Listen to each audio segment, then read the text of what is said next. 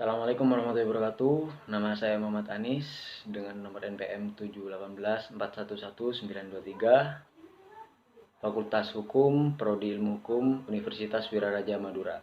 Di sini saya akan mempresentasikan tentang proposal skripsi saya yang berjudul Perlindungan Terhadap Lansia yang diterlantarkan oleh keluarganya. Judul ini yang saya ambil, kenapa? Karena saya sering melihat dari sejak saya SMA, dari kelas 3 SMA, saya sering melihat seorang lansia yang selalu berjalan dari Gang Semada di bagian utara menuju Bangselok. Umur sepertinya sekitar 80 sampai 90-an. Namun orang tua itu tetap berjalan sendiri.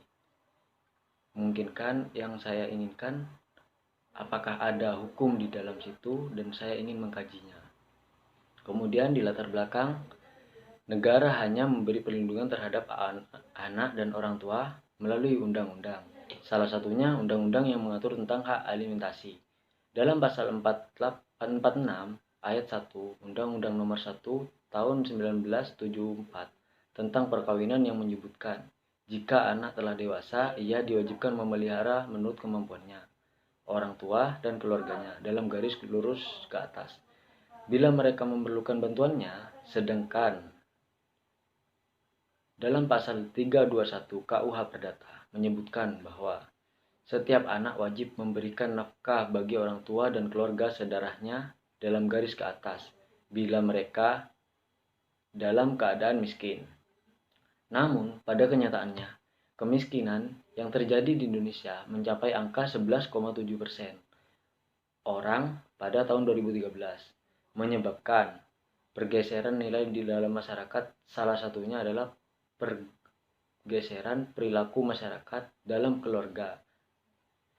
Banyak ditemukan kasus penelantaran orang tua oleh anak kandung atau keluarganya. Kemudian, rumusan masalah. Saya mengambil rumusan masalah. Yang pertama, apa penyebab terjadinya penelantaran lansia atau orang tua tersebut? Yang kedua, bagaimana sanksi terhadap pelaku tindak pidana terhadap lansia oleh anak kandung tersebut. Tujuan penelitian. Adapun tujuan penelitian yang hendak dicapai yaitu untuk mengkaji dan menganalisa perlindungan terhadap lansia yang diterlantarkan oleh keluarganya. Yang kedua, untuk mengkaji dan menganalisis suatu permasalahan penelantaran supaya berkurang. Adapun manfaat penelitian. Manfaat penelitian ini untuk menjawab beberapa kendala di masyarakat, terutama bagi anak-anak yang kurang dalam pemahaman tentang kasih sayang terhadap orang tuanya. Kemudian metode penelitian. Jenis penelitian. Dalam hal ini, jenis penelitian proposal yang saya gunakan adalah yuridis normatif. Hukum sebagai konsep normatif. Hukum sebagai konsep normatif adalah hukum sebagai norma baik diidentifikasikan dengan keadilan yang harus diwujudkan, ataupun norma yang telah terwujud sebagai perintah yang ekstrim dan secara positif terumus jelas untuk menjamin kepastiannya, dan juga berupa norma-norma yang merupakan produk dari seorang hakim pada waktu hakim itu memutuskan suatu perkara dengan memperhatikan manfaat bagi para pihak yang berperkara, yang bertujuan untuk memperoleh pengetahuan normatif tentang hubungan antara satu peraturan dengan peraturan lain, penerapan dalam praktiknya. Kemudian yang kedua adalah pendekatan masalah. Penulis proposal atau saya ini menggunakan pendekatan undang-undang dan juga menggunakan pendekatan konseptual approach.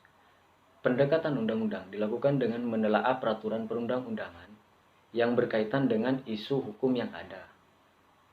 Dalam kegiatan praktis, pendekatan ini membuka kesempatan untuk mempelajari konsistensi dan kesesuaian antara undang-undang dengan undang-undang dasar atau antar regulasi.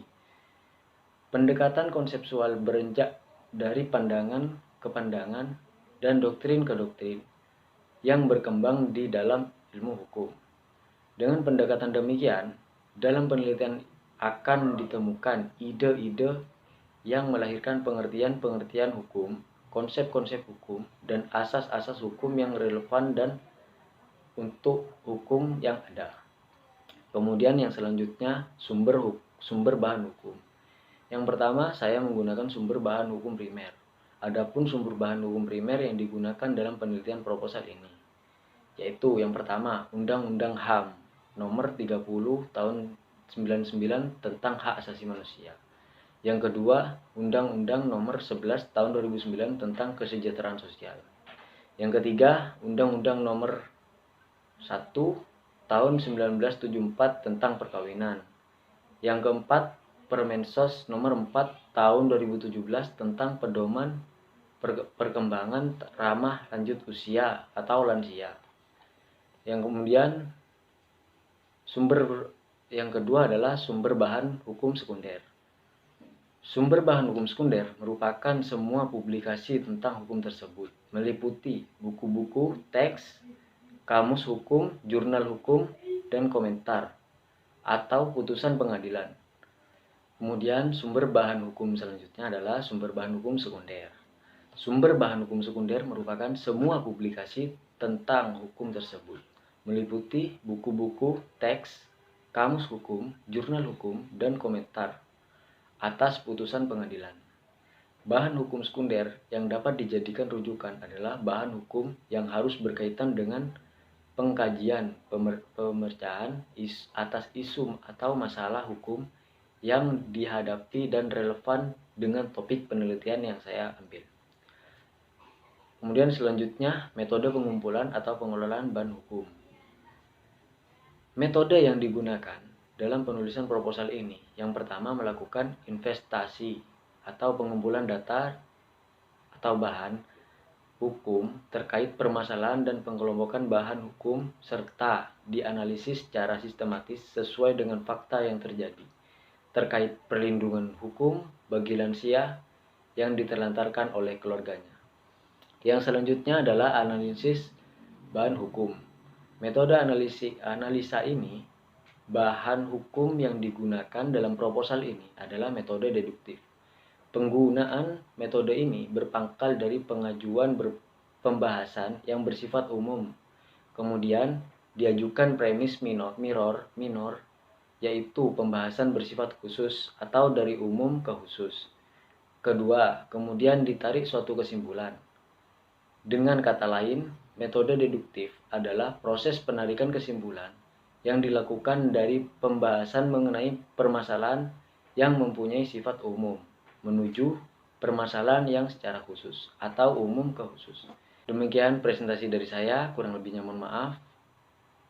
Terima kasih atas waktunya. Assalamualaikum warahmatullahi wabarakatuh.